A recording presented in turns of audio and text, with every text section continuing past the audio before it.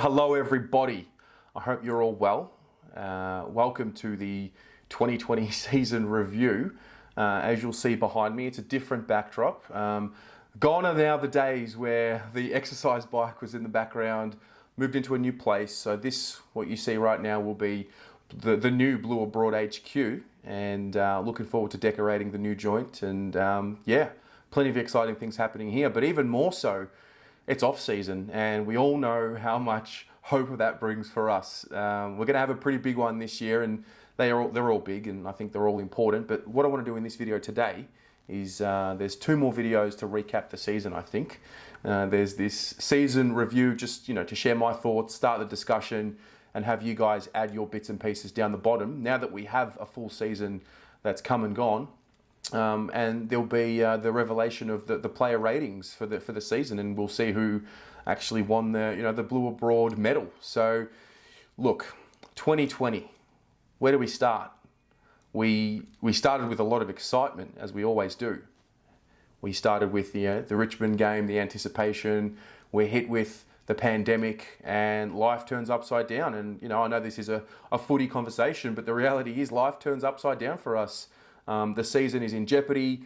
We barely get round one ahead. We don't know if it's going to go past round one. Then, we end up having a season. So, I'm not sure how much you put into round one compared to round two, but the reality is we lost two in a row.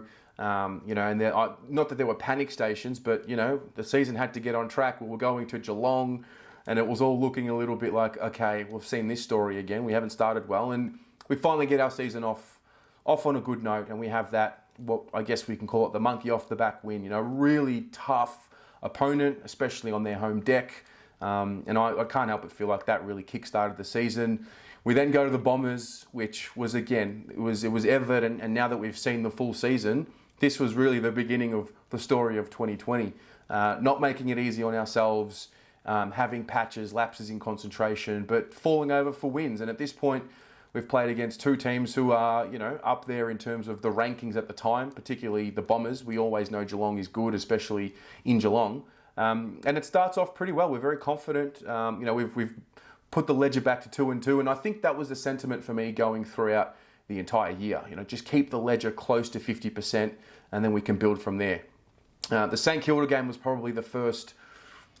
I guess Melbourne was disappointed because of how much of a lead we gave up. But the St Kilda game, they completely blew us away, and we didn't really fight back. Looking back on that now, I think the scoreboard flatters us a little bit. That was disappointing. And then we have what seems to be the annual bunny for us, the Doggies. We seem to find a way to play well against them every single year. And I think after the Geelong and the Essendon game, particularly, we were looking for that, comprehensive four-quarter performance. We speak about it every year, but we got it. We got it against the Doggies. It was a 52-point win. Now we're looking at 3-3, and it's looking good. We get to Port Adelaide, obviously Robbie Gray after the siren, but I think that there was some serious positivity about where we were going. We were competing with the great teams. We now know at the end of the season that Port have finished on top. They've lost 3 games for the year, so we look back on that game and we think, oh, great. I feel like at this point, things turn. I feel like whether it's fatigue or I'm not sure what it is, but I feel like after this Port Adelaide game, things start turning in a different direction. And so obviously we play North Melbourne, we get the job done, but it was a bit of an ugly game. It was raining, we didn't take our opportunities, we didn't put them away, we just let them linger. Hawthorn game, we know what happens there. We start off brilliantly and then we shit the bed. And it's disappointing the way that one played out. And again, looking back in hindsight, that's another one that really hurt. We go up against the Eagles. We probably aren't expecting to win that game. We show some grit and some ticker, and it's good. And then only a week later, we play Freo. Jack Noon's after the siren, and there's a little bit of, I guess, there's positivity. Sometimes I felt personally like we needed to win one like that. We got one back against Port Adelaide, and sometimes that can spark something. And then we play against the Suns the week after, and we beat them. Obviously, they're coming off a 4-day break, I believe it was, and we found out really quickly what a 4-day break can do to a group, particularly when it's that 3rd game in succession or 4th game. So we win there. The Pies game, as I'm looking back at these games, I'm starting to realise, okay, after that Port game, it's really turned a little bit. Collingwood game, another one that just didn't go our way. Disappointing the way it ended. The Giants the week after, we all know what happened there. And then it almost seemed like the wear and tear of the season started seeping in right about now, probably just before that Collingwood game. We now know, obviously, we're entering the frenzy at this point.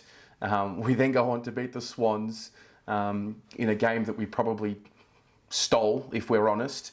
And then we lose 2 in a row. We lose to Adelaide and we lose to the Lions. Now, can't help but feel a little disappointed in that back half of the season, probably more so the last 4 or 5 weeks. I think we really let ourselves down. Now, when you look at that, all right, what's happened? What are the mitigating factors? We know that there was a frenzy in there. We know that we played, a lot of games in a short amount of time. We know that there were wear and tear situations with players. We know that. So there's call it an out, call it whatever you want. I'm just trying to lay it out on the table right now. So I think for all the hope that we had going into the season, I believe it was really justified, particularly midway through when we played Port. I know that we all love to win and winning's most important, but the way that we played against Port, I think at that point of the year, there was such an optimism about the way we attack, the way we move the ball, the way we score off turnover. And then, the stagnation happened, and I don't know what it is. There's probably a range of things that it is, but I think ultimately to finish the year the way that we did, probably didn't give us it just didn't give us the same feeling that we had mid-year, because it really looked like we were going to probably win, 8, probably 9 games. Which does it put us in the finals contention? It puts us there or thereabouts, but yeah. Now, let's break it down. I'm gonna talk about some issues that came to my mind, but what I want to do is I'm going to leave some out because I want you guys to finish the conversation in the comments below. I think, let's just ask the big question. Did we improve? Yes, I believe we did improve. I believe we improved in a few areas. I thought the fact that our defence played consistently all year with minimal changes. I thought the defence showed improvement. A lot of the time, I thought the lack of midfield pressure in certain games put our defenders under the pump, and because we play this, high line of defensive full ground pressure, you can sometimes get caught out the back. But I do really think that the defensive line was our best this year. So the game style, the movement, I thought certain individuals really improved this year, and I might leave that more so for the player ratings, individual ones for the year. But I thought certain individuals that we really needed to improve did improve, and with that being said, there was some on the other end as well who didn't improve. So I think from a movement of the ball issue, I think it was good. Now, it's so easy to get caught up in the week to week, and you look at the last 4 or 5 weeks and you're probably a little disappointed, and it sometimes can make you think, no, we haven't improved, we're going nowhere. But I do definitely look back and say, all right, well, where were we, 2019? I understand Teague took over it halfway through, totally get it. And there is also an argument to be made that in that second half of 2019, he freed the players up, but there was also no sting in the season.